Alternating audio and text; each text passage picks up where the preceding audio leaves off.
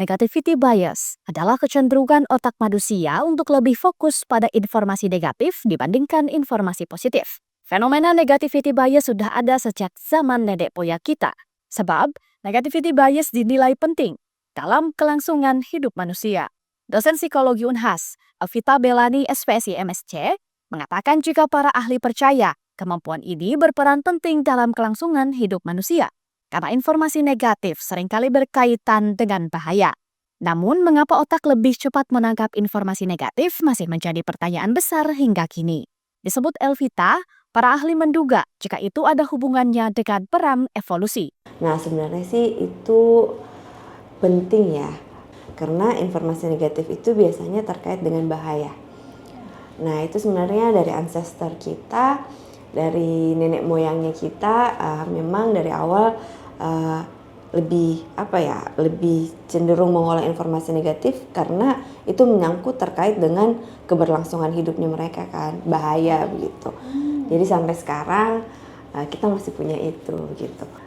Itu sebenarnya sampai sekarang kayaknya masih kita nggak tahu kenapa, tapi memang seperti itulah kenyataannya. Dan para ahli banyak yang menduga kalau itu adalah karena peran evolusi.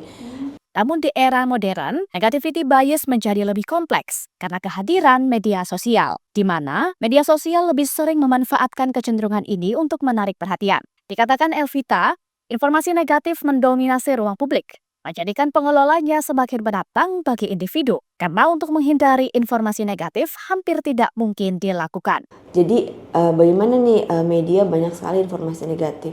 Ya kita nggak bisa kontrol itu ya begitu, karena media juga tahu kayak gitu caranya untuk menarik orang supaya baca artikel saya, ya saya kasih informasi negatif pasti diklik.